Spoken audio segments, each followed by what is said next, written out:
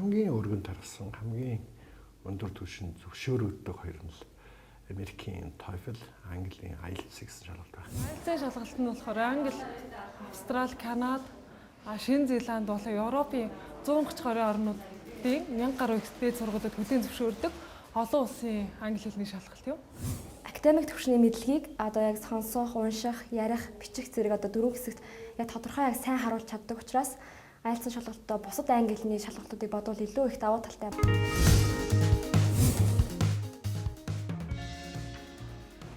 Би маш богинохон хугацаанд бэлтгэж IELTS-ийн шалгалт өгөх хэрэгтэй болсон л доо.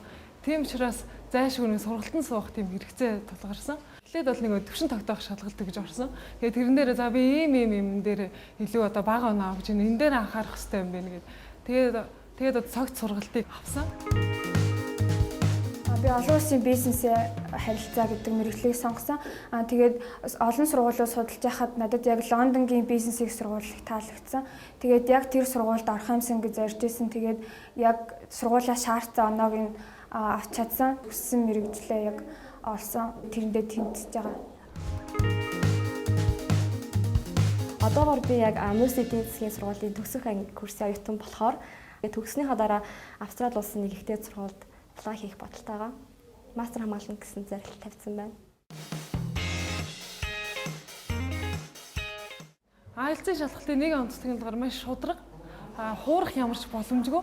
Тэр утгаар бол дэлхийн нийтэд өдрөөс өдөрт үн цэн нь өсөж байгаа.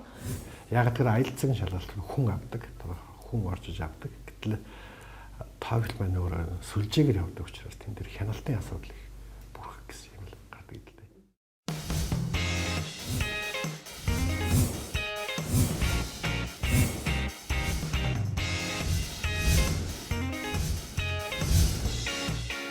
Энэ шалгалт өөрөө бол маш төгс шалгалт. Яг тэгэхээр бол TOEFL-ийн шалгалт гэдэг бол зөвхөн хүний скил, чадварыг шалгадаг. Гэтэл IELTS-ийн шалгалт өөрөө хүнээс юм системтэй мэдлэг шаарддаг. Стресс юм л шаарддаг учраас нэг талаасаа шалгалтаараа дамжуулаад оюутны тухайн хүүхдийн мэдлэгийг их гоё тийм хайрцагт оруулах гэдэг багш нар их гоё эренбинд оруулж өгдөг. Нөгөө талаасаа бол IELTS-ийн шалгалтууд энэ олон улсын байгууллагууд тэтгэлгүүд бол илүүтэйгээр IELTS-ыг дэмждэг гэсэн тийм бас бий. Ер нь Дэлхийн банк, Азийн банкны одоо шинэ тэтгэлэг гэтэл шууд IELTS-ыг л илүү авах магадaltaй. Жил болгон Монгол Австралийн засгийн газрын тэтгэлэг хөтөлбөр гэж хэрэгжиж байгаа. Тэр тэтгэлэг хөтөлбөрийн одоо шаарддаг босго оноо бол 5 оноо байдаг. Тэгэхээр 5 онооны үед л яг хүмүүсийн үед авахд бол харьцангуй гайг оноо.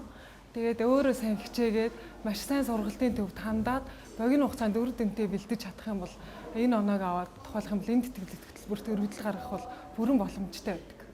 It's generally known that IELTS is a pretty difficult test, but it's not a test that is too difficult. A person from any country with any background can pass an IELTS test. You don't need to have lived in England or Australia for years before you can pass an IELTS test. Энэ шалгалтыг бол өгч байгаа хүмүүсийн хувьд юу бэлдэх хэвээр нэгдүгээрт тодорхой курс сууж явах хэвээр. Тэрс энэ шалгалтанд бол бие дагаад бэлтгэхэд бол нэлийн бэрхшээлтэй. IELTS-ыг бол би өмнө нь зүгээр хуваараа бэлтэж өгд юм уу гэж бодож байсан. Гэтэл яг суур мэдлэг дээрээ нэмээд багшийн тэр нөгөө зааж байгаа хичээлүүд маш чухал юм байлээ. Хүн өөрөө бие даагаад бэлтэж болох ч гэсэндээ илүү чанартай сургалтын төв тандаад богино хугацаанд бүх нэг арга техникүүдээ заалгаад дараа нь шалгалт өгөх юм бол илүү үр дүнтэй байдаг. Many students find difficulties with grammar obviously, but also find it difficult to combine skills together or to speak for several minutes at a time.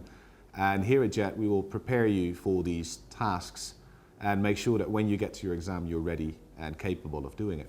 Манай суралт 7 хоногт 5 удаа хичээлж байгаа. Тэгээ нэг өдөр нь бол заавал ийм дадлагын тест авдаг. Бүрэн хэмжээний full тест аваад тэгээ тэрнийхээ дүн хүүхдүүдэд хэлж өгөөд алдсан оноог алдсан одоо зөв юм хэлж өг явдаг л да. Сурах явцдаа бол өөрийгөө хянах би миний оноо яаж агч ийн би ямар яаж өөрчлөгдөж ийн айл чадвар дээр илүү анхаарч хөгжүүлэх болгоно одоо 7 хоног болгон хянаад явчих боломжтой байдаг. So when you've finished an IELTS preparation course and there's still time before you do your exam, make sure that you keep practicing. Don't wait because many of these skills fade away very quickly. So make sure that at least weekly you do a whole test. Ер нь бол Cambridge-ийн IELTS-ийн номдод маш их сайн санагдсан. Миний одоо хувь хүний туршлагаас үзэхэд тэгээд бусад бас зорилго нэгтэй найз нөхдөдтэйгээ хамтран бас бэлтгэх юм бол маш үр дүнтэй. Бичих хурд мөн үгийн спел дээр илүү анхаарах хэрэгтэй. Тухайн юм ингээд бүрэн дөрвөн ойлгох хийсэн ч гэсэндээ хэрвээ ингээд үгээ одоо буруу бичих юм бол тэр чигтээ 0 оноо болдог байх жишээтэй. Тийм учраас тийм зүйл дээр маш их анхаарах хэрэгтэй. Бүрэн бэлтгэлтэй шалгалтанд ирэх, шалгалтын цагаас өмнө ирэх, шалгалтанд биеийн амар хувцастай ирэх, шалгалтаас өмнө хоолой бүрэн идэх, бүх зүйл гараар бичигдэх учраас гараар маш сайн бичиж сурах, бодит хүнтэй ярьж амьд харилцаа үүсгэж спикинг чадвараа сайжруулах.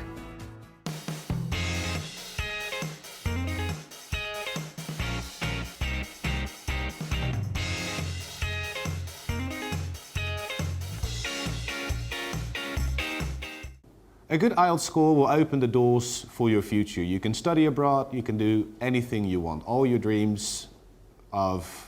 academic dreams may come true. At Jet, we will prepare you for the IELTS exam and we will help you to get the score you need to open these doors. So we wish you good luck and we hope to see you in our preparation course. Би хүссэн оноо авч чадсандаа баяртай баярлалаа. Би хүссэн тэтгэлгээ авна гэж итгэж जैन та бүхэнд баярлалаа. IELTS-ийн оног авч чадлаа. Jet-ийн багш нарт баярлалаа.